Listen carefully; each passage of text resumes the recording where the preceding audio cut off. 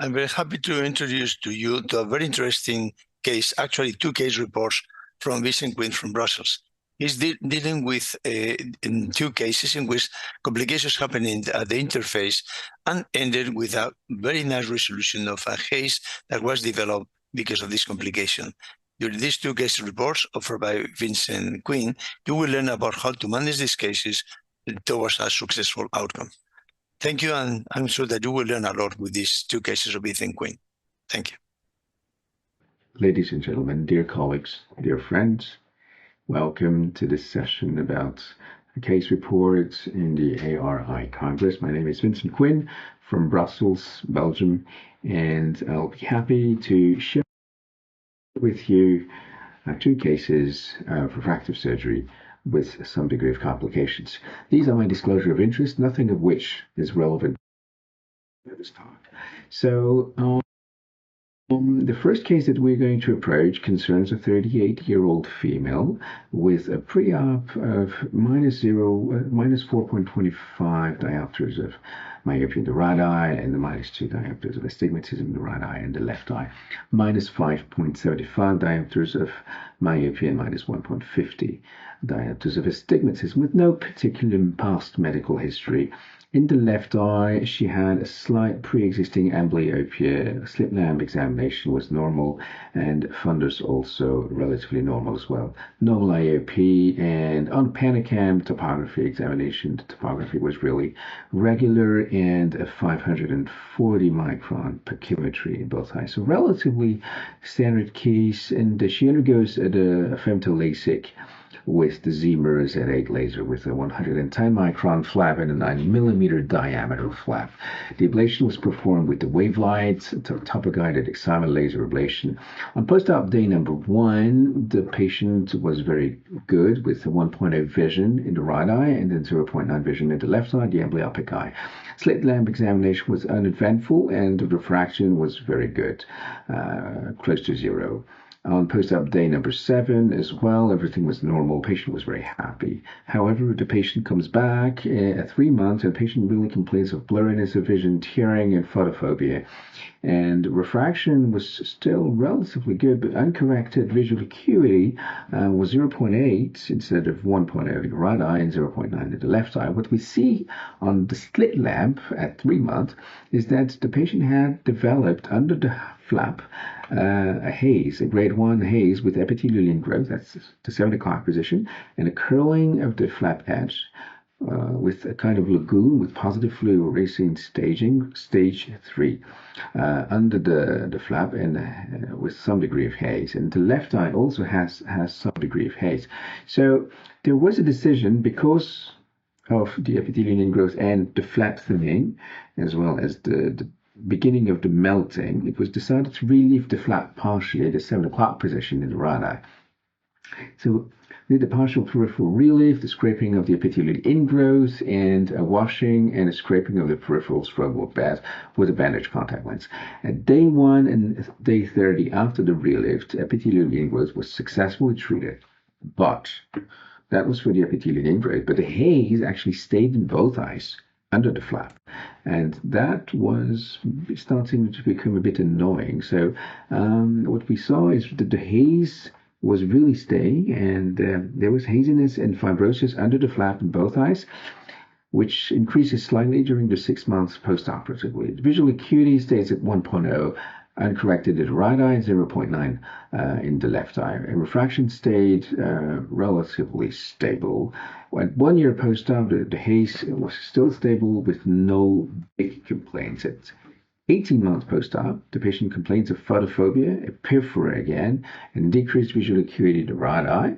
And in the right eye, we saw that the vision has begun to deteriorate at 0.6 with correction of +2 minus 0.75 at 4, and with correction the patient was still good. At slit lamp examination we saw that the fibrosis and the haziness of cornea really increased in the right eye, relatively stable in the left eye. So currently we gave glasses for the right eye and wanted to avoid a relift in the right eye with the risk of a recurrence of the epithelial ingrowth. what we discovered actually afterwards was that there was a series of similar cases in the same laser center, more than 20 cases, relatively similar, with haze under the flap of the photolaser, performed at the same center with different surgeons. And what we remarked and noticed was that almost all have no visual impact, with a refraction relatively stable and uncorrected visual acuity relatively around 1.0, but with some complaint of photophobia and epiphora. So it's been discovered that before the docking process actually happened on femtosecond laser, all the surgeons had used a new Telos Duo gel instead of the usual Vismat. And that made us tick to think about central toxic keratopathy. So central toxic keratopathy is a non-inflammatory condition most associated with LASIK. The etiology is actually photoactivation of povidone iodine or other products. Here, probably Telos Duo gel, which is containing trehalose inside, by the excimer laser, and it induces a laser-induced keratocyte apoptosis of the corneal matrix. It can also be triggered by meibomian gland secretions or by markings with pen ink, talc from latex surgical gloves, post-surgical debris from the microkeratome blade, etc. And this is really due to an apoptosis of keratocytes. In physical examination, what we see usually is a central hazy opacity in the corneal stroma with no significant inflammation and a hyperopic shift. In OCT imaging, what we see is an inverse dome that actually extends from the anterior to the posterior stroma. And in Scheimpflug imaging, we see an exaggerated flattening of the anterior cornea. So how do we usually make a diagnosis of this? Well, differential diagnosis is post-PRK haze or epithelial ingrowth, DLK, or corneal haziness, secondarily to increased IOP like PISC. Scheimpflug imaging and OCT imaging studies sometimes might offer clues into corneal alterations. Now, what we see is corneal opacity, a hyperopic shape, which characteristically persists for 2 to 18 months before spontaneously resolving to a degree. Common symptoms include photophobia, pain floaters, redness, halos, and a hyperopic shift with a reduced BCVA and a reduced uncorrected visual acuity. Management usually occurs with a spontaneous resolution within 18 months without treatment, close monitoring, and regularly scheduled follow-up. Corticosteroids usually are non-responsive, and sometimes we need to do a flap lift and irrigation. The prognosis for central toxic keratopathy usually is fair to good in most instances. The condition actually resolves within 18 months of the inciting event. However, hyperopic visual defects might remain.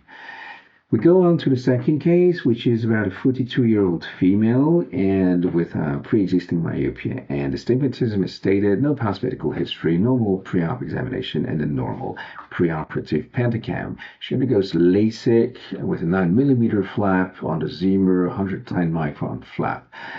And then excimer laser ablation with the Wavelight 500 and no preoperative complications. On post-op day number 1, the patient might have rubbed the eye. What we see is that she's got flap folds in the left eye, actually macro folds, macro striae over the whole flap. And we tried to massage on the slit line with no success. So we performed a relift of the flap at day number 2 with flap stretching, removal of the epithelium, and a flap massage. And then also a removal of the epithelium on the peripheral cornea beyond the flap. Post-op day number 3, she goes on very well. No flap striae, no complaints, patient's happy. But then she comes back at day 30, and her vision is good, refraction relatively good, with a bit of astigmatism and myopia coming back in the left eye. But what we see here is an epithelial ingrowth at the 7 o'clock position and at this 5 o'clock position. So we choose to have a close follow-up in the post-op day 45 and post-op day 60, the patient is seen back. And what we see here is that the post-op day 30, we have some degree of epithelial thinning on the site of the epithelial growth at the 7 o'clock position. And at post-op day number 45, we see that the epithelial growth actually increases with some degree of stromal melting at the 7 o'clock position. And at post-op day 60, we see that the stromal melting is even worse, with a lot of epithelial cells in clumps and a stromal thinning on the side of the 7 o'clock position.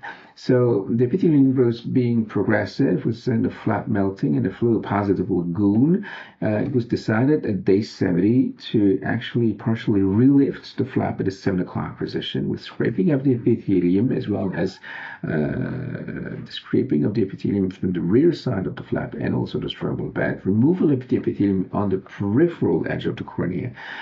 Flap melting actually caused corneal melting at the lagoon level, so the melting was actually quite severe with a very strong thinning of the cornea on that stage. So after the relift, it was decided to put the patient on topical ofloxacin, but also autologous serum once per hour for 1 month for stromal tissue loss because the patient had an ulcer. 1 month after the relift and after 1 month of treatment with the autologous serum, the ulcer has healed, no fluorescein staining, and there was no epithelial ingrowth anymore, with final refraction of in the left eye minus 0.50 and minus 1.50 of astigmatism. Uncorrected visual acuity was 0.6 and best corrected visual acuity was 0.8.